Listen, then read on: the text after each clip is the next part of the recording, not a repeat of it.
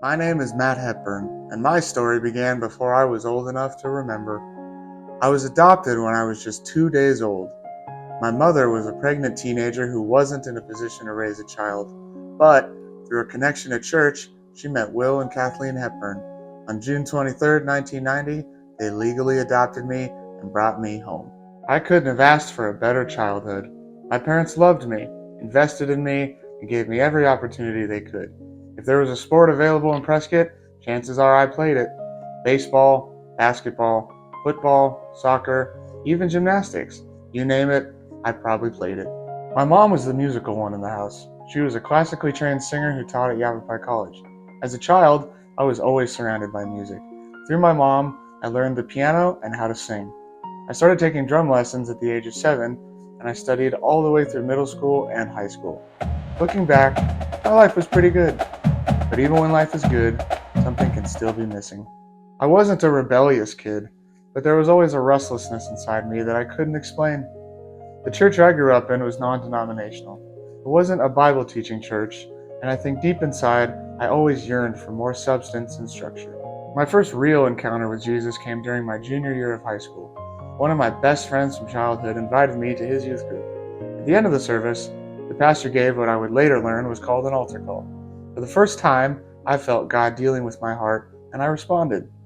Unfortunately, soon after, I once again gave in to temptation and was drawn back into my worldly life of toxic relationships. But a seed had definitely been planted. Sometime later, a few friends and I went to a haunted house put on by the Potter's House Church. I had heard how intense they were and wanted to see for myself. It definitely lived up to the hype. At the end of the event, they gave people an opportunity to come forward and pray, just like I had done a year before. One of my friends raised his hand. I did not. As I got older, music became my identity. Baseball eventually faded away, but drumming didn't. I started playing in multiple bands, touring, and chasing what I thought would be my future. From the outside, it looked like everything was going well, but no amount of success could fill the emptiness I carried inside. By the time I graduated high school, I was in 3 different rock bands. In January of 2009, I went on my first official tour up the West Coast. I thought I had found my future. Then the tour ended, the crowds disappeared, and the excitement faded. And I discovered that I was still the same person I had been before I stepped on the tour bus. In the fall of 2009, I started attending Yavapai College to study music. Brian Dubois and I sang together in the college choir, and it didn't take long for me to realize he was not only an incredible singer, but also one of the most genuine people I had ever met. During long trips to choir festivals and events, we spent countless hours talking, and our friendship grew quickly. I was in another toxic relationship at this time and struggling with a deep sense of emptiness. Brian always seemed to know when something was wrong. He would patiently remind me that the emptiness I felt was a God-shaped hole in my heart that only Jesus could fill. Deep down, I knew he was right, but I still wasn't ready to surrender my life to God. Unfortunately, I had other plans. In the fall of 2010, I moved to Los Angeles to attend the Musicians Institute in Hollywood. It was there that drugs, alcohol, and sexual sin began to take control of my life. Somehow, I managed to earn my degree, but by the time I returned home, my life was already starting to unravel.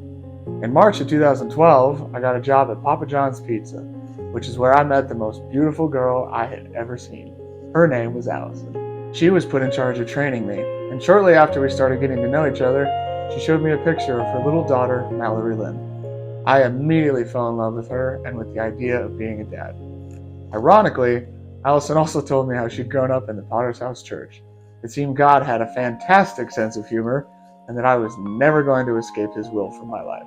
Then, on Cinco de Mayo in 2012, shortly after trying ecstasy for the first time and playing one of the best shows of my life, I got a call from my mom. My dad had told her he was leaving, ending their 25-year marriage. That hit me harder than I expected.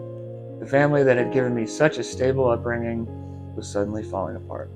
I didn't know how to process it, so I did what I always did. I distracted myself. More music, more bars, more drinking, more drugs, more running. Allison and I moved in together and started building what we thought was a family. While Allison worked, I spent many nights downtown playing music and drinking heavily. One night, a situation involving Allison's daughter created conflict between me and her parents. I got angry, Then I got drunk. Then I got the kind of bright idea you only get when you're angry and drunk. I loaded Mal into my car, went to my childhood home and grabbed a gas can, a baseball bat, a paintball mask, a book of matches, and a bottle of whiskey. Then I headed for the Potter's House Church. Looking back, it's hard to believe how far I had fallen. The athlete, the musician, the good kid from a good family, now driving across town in a drunken rage to burn down a church. I only managed to burn a small area in the carpet and accomplished almost nothing except for getting myself arrested. A few hours later, I was sitting in a jail cell charged with arson and child endangerment. My life had completely collapsed. What made it even more incredible, though, was what happened next. The people from the church I had tried to burn down didn't hate me.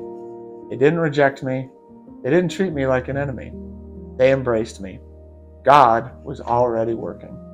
The first miracle was that despite facing a much longer sentence, I served only 8 months in prison. The second was that Allison never wavered in her love and commitment to me. She called me, wrote to me, and visited me every week until the day I got out. After I was released, we got married. How could I not marry the girl who stood by me through all of that? The problem was, I hadn't really changed. We got married, but our marriage was built on very shaky ground. I was still a mess. For a short time, I stayed away from drugs and alcohol, but before long, I was right back where I had been before. Then we had a child together, a wonderful baby boy named Caleb. Now we were raising 2 kids in a very unstable home. I wanted to be a good husband and a good father. Eventually, I reached a point where I had to admit the truth. Nothing I was doing was working, but I knew exactly where I needed to turn. I needed Jesus. Our marriage deteriorated so badly that we ended up separating and starting divorce proceedings. We were finished. At least that's what we thought. Then God stepped in. He got hold of both of our hearts. In August of 2019, for the first time, I truly surrendered my life to Christ. Not religion, not church attendance, not trying harder, but a real surrender. It was truly a miracle of the highest order. We made a decision together to do things differently. And for the first time, as a team, we asked Jesus to take control of our lives and our marriage. It wasn't easy. Rebuilding trust and learning to surrender our lives to God was painful at times. But little by little, God restored what we had broken. Today, Allison and I have 4 wonderful children: Mallory Lynn, Caleb, Brinley, and Audrey. We're faithfully serving God at the very church I once tried to burn down. The church that showed me grace when I had deserved judgment. Our children are being raised by Christian parents. Our marriage isn't perfect, but it has an authenticity now that it didn't before. We are best friends and we talk things through. The greatest miracle isn't that God rescued me from jail. It isn't that He saved my marriage. It isn't even that He delivered me from addiction. The greatest miracle is that God never gave up on me. I ignored Him. I ran from Him. I resisted Him.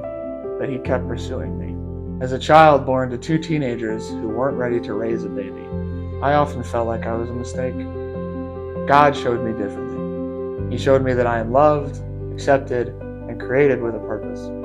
I spent years running from God, but He never stopped pursuing me.